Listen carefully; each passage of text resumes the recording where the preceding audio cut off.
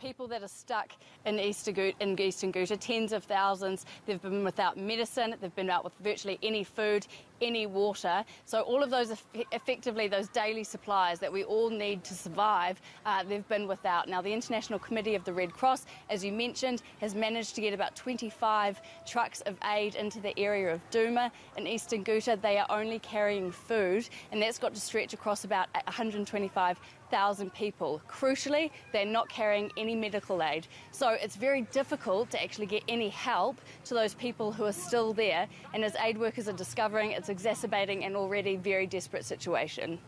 Over the last couple of hours, I could talk to many people here, SARC volunteers, council members, and in order to have an impression what the difficulties are for the people living here, encircled and in need of almost everything.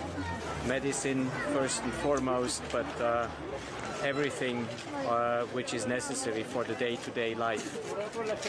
Quite impressive also to see that at the end of the day what is lacking is the trust between the parties to the conflict, also the consideration of the needs of the civilian population, which is really suffering and which lacks everything.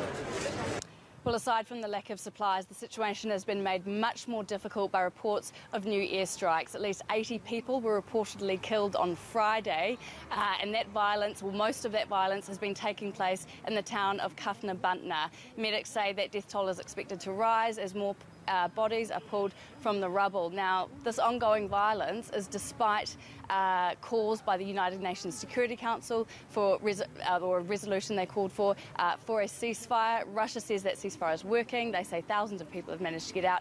But as we can see from that death toll and those reports of airstrikes, attacks are still taking place.